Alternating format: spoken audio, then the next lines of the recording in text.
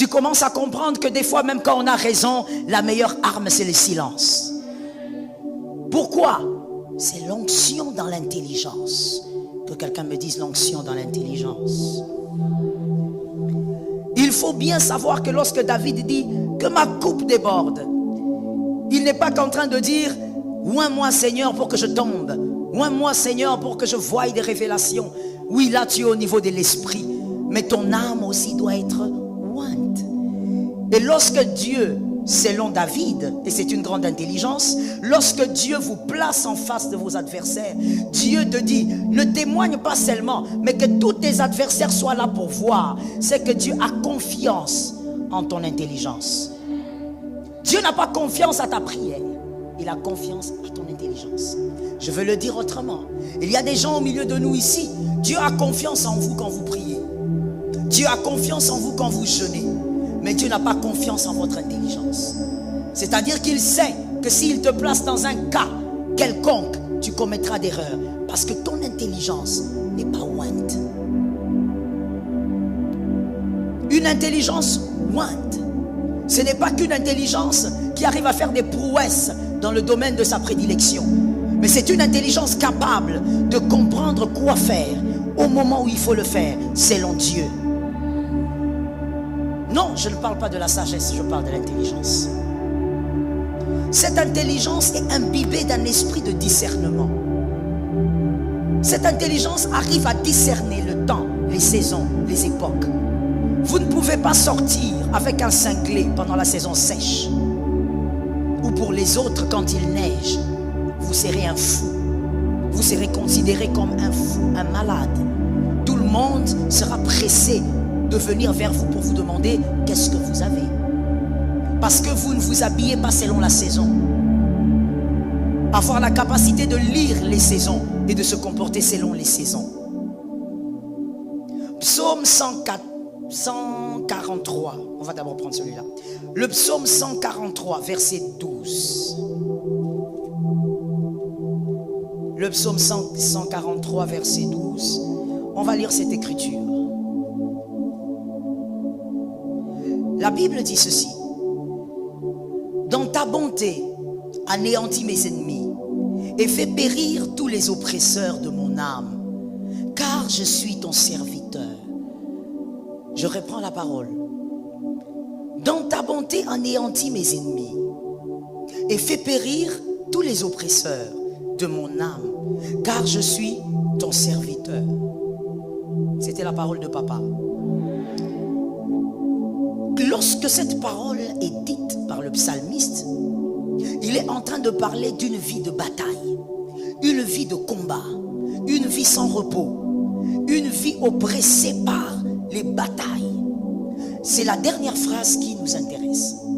Il dit, je suis ton serviteur. C'est quoi un serviteur? Nous sommes en train de lire dans les psaumes, donc les psaumes ont été écrits en hébreu, en araméen pour certains. Alors prenons le mot hébreu qu'on avait utilisé là-bas. Ça va nous aider à comprendre. Le mot hébreu qu'on a utilisé pour serviteur, c'est Ebed. Et Ebed veut dire esclave. En hébreu, Ebed veut dire esclave. Je suis ton esclave. C'est qui l'esclave? L'esclave, c'est celui qui opère ou qui agit selon l'esprit de son maître. Il n'agit pas selon les ordres de son maître. Il agit selon l'esprit de son maître. C'est le mot qu'on a utilisé dans plusieurs versets de la Bible pour parler de toi et moi en tant que serviteurs. Mais nous avons une compréhension biaisée du mot serviteur parce que nous le comprenons en français. Le mot serviteur veut dire tout autre chose. Mais quand vous rentrez dans les mots originels, vous voyez qu'il s'agit d'esclaves. Et je précise que l'esclave est celui qui agit selon l'esprit du maître. Lorsqu'aujourd'hui on dit tu es serviteur de Dieu, c'est-à-dire tu es celui qui agit selon l'esprit de Dieu. Aujourd'hui, pourquoi est-ce que la plupart des chrétiens, nous quittons les églises? Parce que nous ne sommes pas dans les églises locales, nous ne nous laissons pas guider selon l'esprit de l'église. Voilà pourquoi dans Apocalypse, lorsque Dieu parlait aux églises par l'homme de Dieu, Dieu ne disait pas je parle à l'église. Il dit je parle à l'ange de l'église. En d'autres termes, je parle à l'esprit de l'église.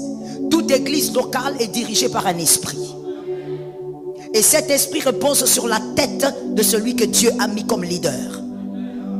Donc quand tu es dans une église locale, parce que tu es serviteur de Dieu, ok? Serviteur de Dieu ne veut pas dire avoir les 5 ministères. Serviteur de Dieu veut dire simplement celui qui sert Dieu. Et toi tu sers Dieu. Cet amen est parti où? Ou tu comprends pas ce que je dis?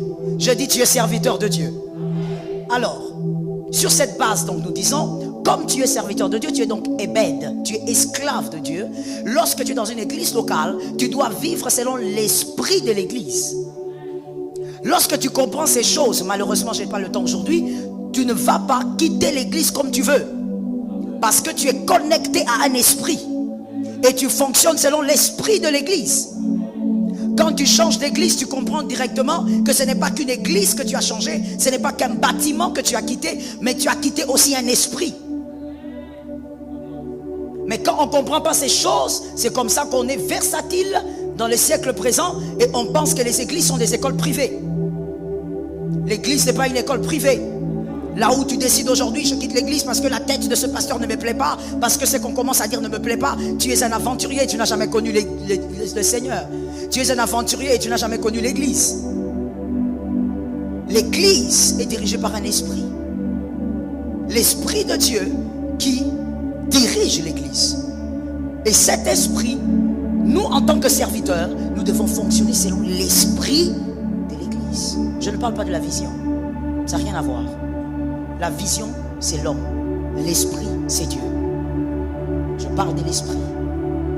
Et donc, lorsque la Bible dit, cet homme dit, je suis ton ébède, je suis ton esclave. Seigneur, je suis conduit selon ton esprit. Comme je suis conduit selon ton esprit, je voudrais que tu puisses me donner la victoire face à mes ennemis.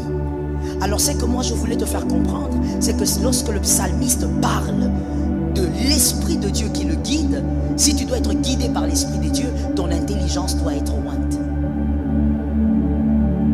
Il faut arrêter de croire qu'il faut seulement être des bons prieurs. Il faut arrêter de croire qu'il faut être seulement des hommes de jeûne.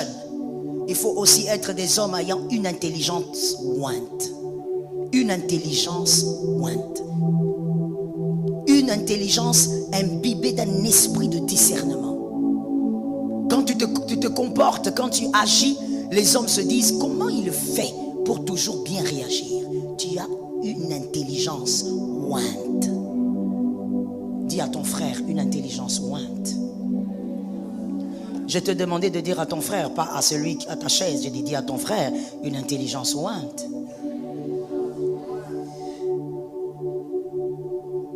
Il dresse une table lorsque la coupe déborde, la tête est ointe, l'esprit ainsi que l'âme. Parce que face à tes adversaires, tu ne régneras pas seulement parce que tu as des témoignages. C'est-à-dire, tu ne vas pas seulement célébrer la victoire, mais tu dois régner. Je suis d'accord avec toi. Face aux adversaires, on ne témoigne pas seulement. Jésus m'a fait du bien. Bon, c'est bon, il t'a fait du bien. Et c'est quoi la suite? C'est-à-dire, tu dois régner parce que les adversaires, remarquez selon David, les adversaires sont là. Ils ne bougent pas, ils sont en face de toi. Donc, après ton témoignage, ils resteront là. Et donc, face à eux, tu dois régner. Mais qui règne devant l'adversaire? C'est celui qui a une intelligence ointe. Est-ce que quelqu'un m'entend? Que dans l'église, que dans cette assemblée, que tout celui qui m'entend soit capable de changer de cap. Que tu entres dans une onction d'intelligence. Que tu nous dises pas seulement que tu parles en langue, mais quand on t'entend réfléchir, qu'on sente que ton intelligence a été imbibée d'onction. Je suis d'accord avec toi. 1 Samuel 17, 39. 1 Samuel 17, 39. Lorsqu'on a une intelligence ointe, on comprend donc que Dieu agit comme il veut, Dieu agit partout, Dieu agit avec qui il veut, mais Dieu n'agit pas de toutes les manières.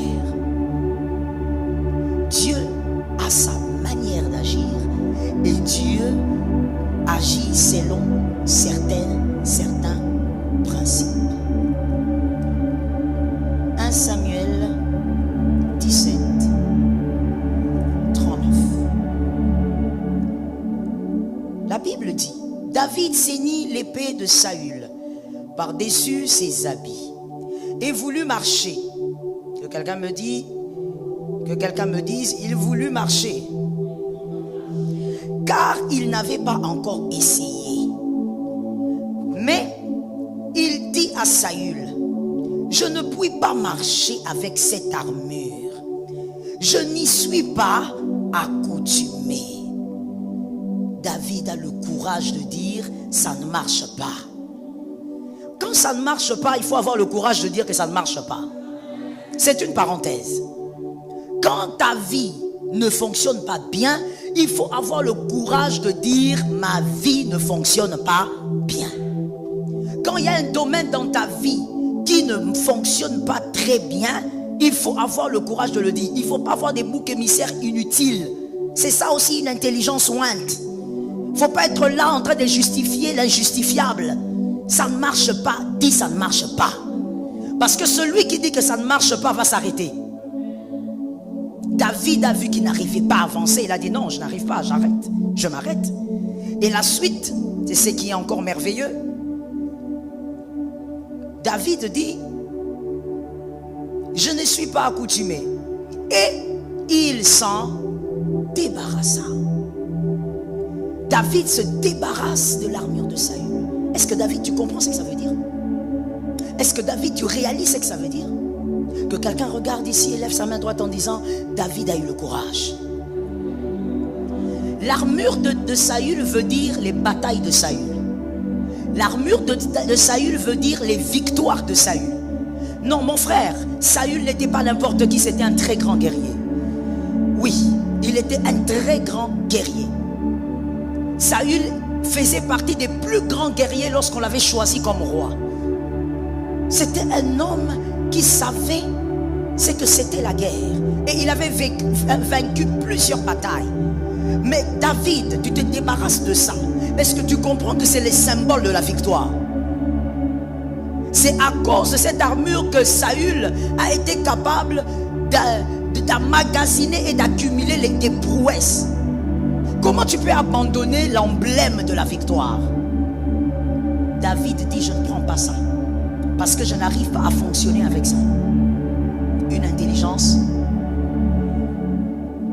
David est capable de comprendre que Dieu est Dieu. Dieu est puissant. Dieu est capable. Mais je ne peux pas vaincre de toutes les manières. Je ne peux pas vaincre avec n'importe quelle stratégie. Je dois trouver mes propres stratégies. Ce qui a marché avec lui ne marchera pas forcément. Une intelligence. Tu vois quelqu'un qui a un travail, je ne sais pas où, quelque part. Il a un travail et puis tu dis, bon, moi aussi on doit m'engager dans cette boîte parce que depuis que tel est là-bas, il est heureux. Ce qui a marché avec lui ne marchera pas forcément avec toi. Une intelligence.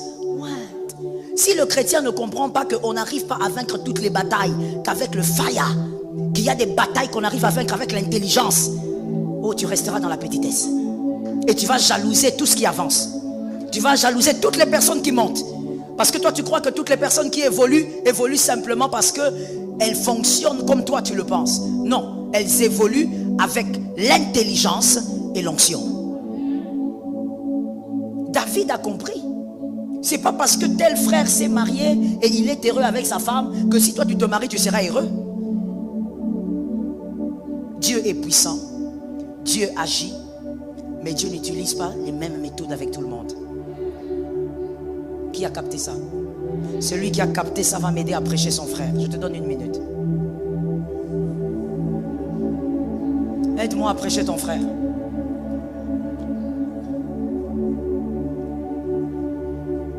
Et pour ça, toi, tu dois comprendre. Lorsque tu comprends ça, tu n'auras pas un esprit d'envie. Tu n'auras pas un esprit de jalousie. Parce que tu vas comprendre ton intelligence, au fait. Et quoi? Elle est loin. Ça veut dire que tu ne peux pas envier quelqu'un.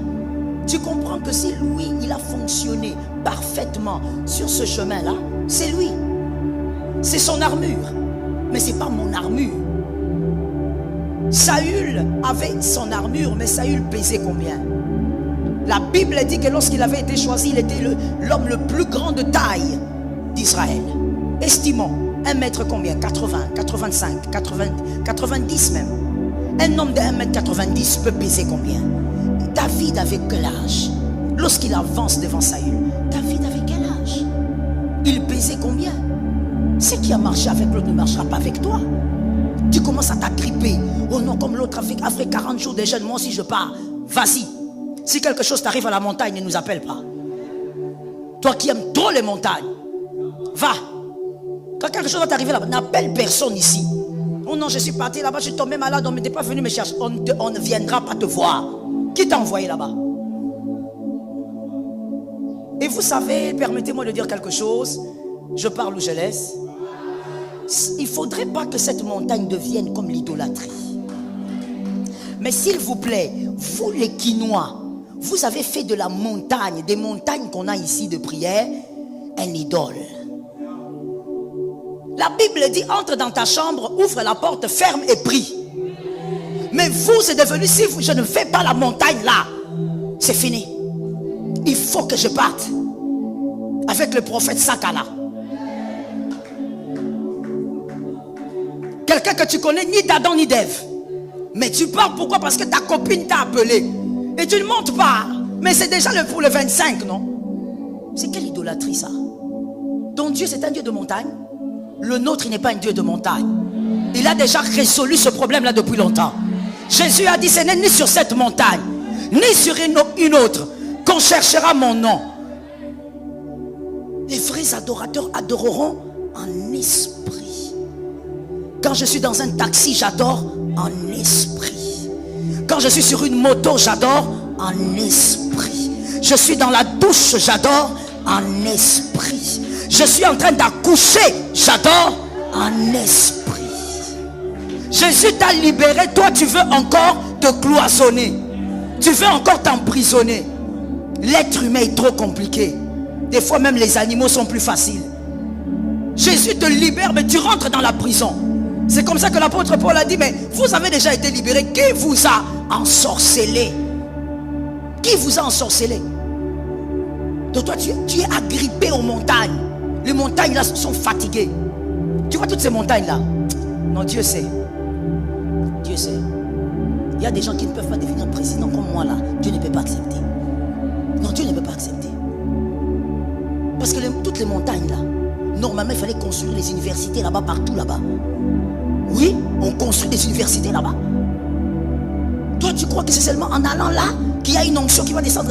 Et puis vous allez remarquer, l'idolâtrie est tellement ancrée dans les gens que vous remarquerez même que quand la personne arrive seulement au pied de Mangengenge, une fameuse montagne qu'il y a à Kinshasa, tu arrives seulement au pied. Tout au long il était normal. Quand il arrive au pied de la montagne, idolâtre. Tu es un idolâtre. Tu crois que la présence de Dieu est attachée à un lieu. Tu as un problème, mon frère. Le Dieu de Bethesda n'est plus à Bethesda. Donne-moi la main. Le Dieu de Bethesda n'est plus. Tu es idolâtre. Toi tu te demandes, non, moi je crois seulement en Jésus, Seigneur et Sauveur. Tu es idolâtre. Tu commences à adorer, tu commences à déifier des montagnes. Sois libre d'adorer Jésus n'importe où. Autant je crois qu'il me répond dans ma chambre, autant je crois qu'il me répond sur une montagne quelconque, autant je crois qu'il me répond en train de conduire ma voiture. Non, c'est champ des sujets de prière. Il faut qu'on monte. Hein, ma soeur? Oui, je suis armé, préparé, que je t'attrape. Non, que tu sois seulement dans l'œil de Jésus. Si tu es ici, que moi je t'attrape. Je te dis, on va t'envoyer même 3-4 personnes là-bas. Et tu vas les voir venir te dire, maman, lève-toi, descends. Non, pourquoi? Le pasteur Joël a dit qu'on vient te chercher. Écoute, ça aliène ton intelligence. J'ai dit une intelligence ointe. Tu as une intelligence aliénée. Pourquoi? Dans ce genre de sujets de prière, il faut vraiment qu'on monte à la montagne à partir de minuit. Maintenant, c'est la sorcellerie ou c'est quoi? La divination? Aucun sujet de prière, selon la parole de Dieu, aucun sujet de prière ne demande à ce que je sois à un endroit précis. Aucun. Je peux être au volant de la voiture. J'ai mon sujet de prière. Je dis Seigneur, agis. Et Jésus peut agir si moi j'ai la foi. Est-ce que quelqu'un m'entend bien? Oh my God.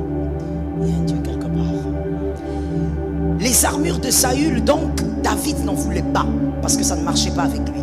Alors, à partir d'aujourd'hui, par la grâce de Dieu, on va parler des 12 mystères de l'armure de Saül.